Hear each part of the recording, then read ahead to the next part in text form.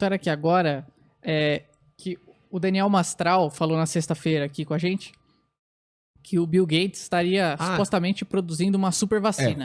Foi por isso que eu perguntei. Por causa que o Daniel Mastral veio aqui na sexta e falou que tem em andamento, não sei se é uma lenda urbana, de uma super vacina, não só para o Covid, mas para... que pega várias doenças. Já é uma coisa antiga dele que ele está desenvolvendo. Você sabe de alguma coisa? Aí seria perguntando se seria possível algo assim. O Bill Gates, por exemplo, e a sua fundação, eles financiam pesquisa no mundo inteiro, né? Por exemplo, em Oxford, eles financiam muito pesquisa lá e tal, aqui no Brasil. Tem a fundação que eles dão esse suporte. Claro, quando é algo inovador e realista, sim. Não é que eles estão produzindo. O Instituto Bill Gates, eles não produzem, eles financiam. Ah, tá. Tá? Ele então, mesmo não produz nada. Não, eles não produzem ele e tal. Ele pega os caras mais proeminentes e... financia a pesquisa a respeito, né? Isso, eles financiam para isso. Então, assim, o que é que acontece? Não é só de Bill Gates e tal. O que a gente faz, por exemplo... Lembra que eu falei do que a gente faz, que eu faço, trabalho com equipe, que monta os VLPs, vários like partículas semelhantes ao vírus? A gente monta estratégia, por exemplo, que esses VLPs, e aí, assim, pega pelo mundo inteiro. Aqui, essa casca, ela tem informações do coronavírus. Tem uma vacina do coronavírus. Internamente, eu já boto um componente que ele, por exemplo, um RNA mensageiro, tá? Bota um componente que já é para o chikungunya. A mesma vacina? No mesmo componente. Eu boto um e já coloco outro aqui. Aí, em cima dele, eu já boto partículas que ficam em cima, que já é para o Covid, que é para o Zika vírus. Zika e o dengue.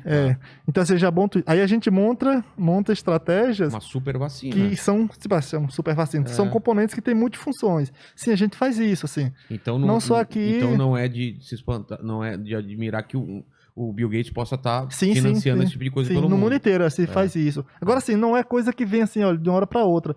Mas, assim, a gente trabalha nessas tecnologias. Na verdade, em particular, o que eu mais gosto é de fazer. Montar essa estratégia, assim, que uma coisa meio de ficção científica. Eu não sei. Eu adoro isso. Não, o que eu vou falar aqui é meio ficção científica, porque eu leio muito sobre isso e eu li que esse é o futuro. E eu não sei até quão a gente tá perto desse futuro, que é nanotecnologia, de nanorobôs para combater doenças. Em que ponto a gente está? A gente está muito longe ainda? Assim, porque tem toda a questão científica e tal.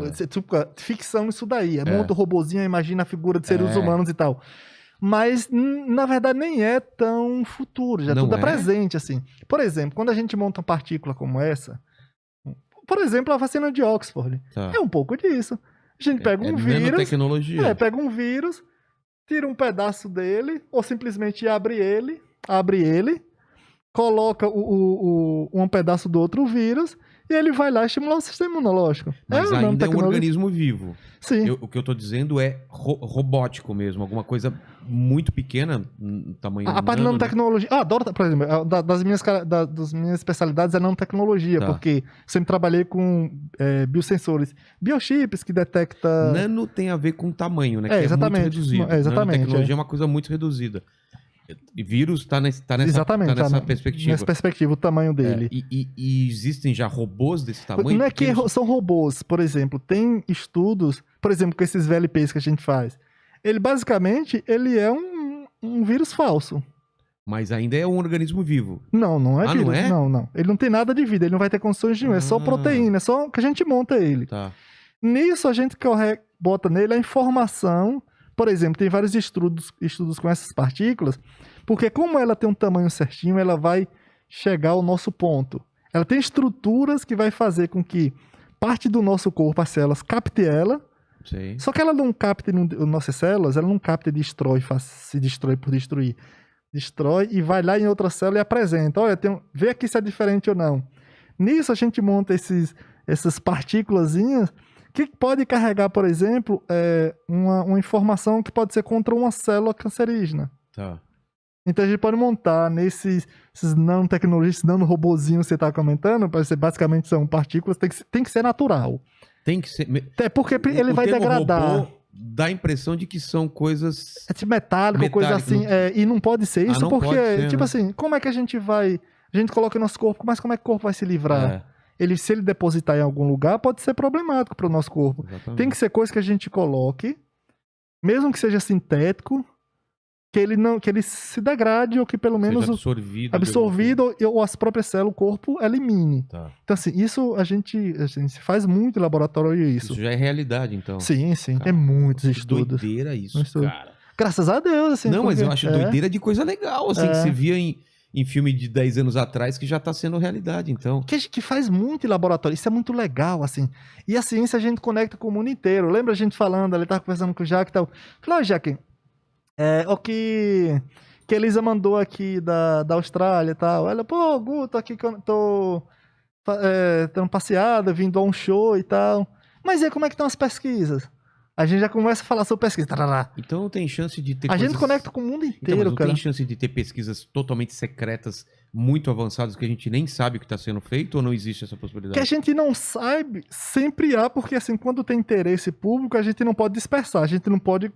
Não, mas entre vocês mesmo, eu tô falando. Sim. Eu saber isso, tudo bem, é mais difícil. Mas entre a comunidade científica, será que por ser um avanço tão grande e gerar um interesse desses governos dominarem essa tecnologia, eles prendam essa informação de forma que você ou um cara da Austrália não saibam? Ou é impossível fazer isso com a comunidade científica? Não sei que é impossível, é muito difícil, porque assim, cara, nossas cabeças não param, conecta com o mundo inteiro. Tipo assim, se ele tem alguma coisa que quer ser muito avançado, precisa conectar.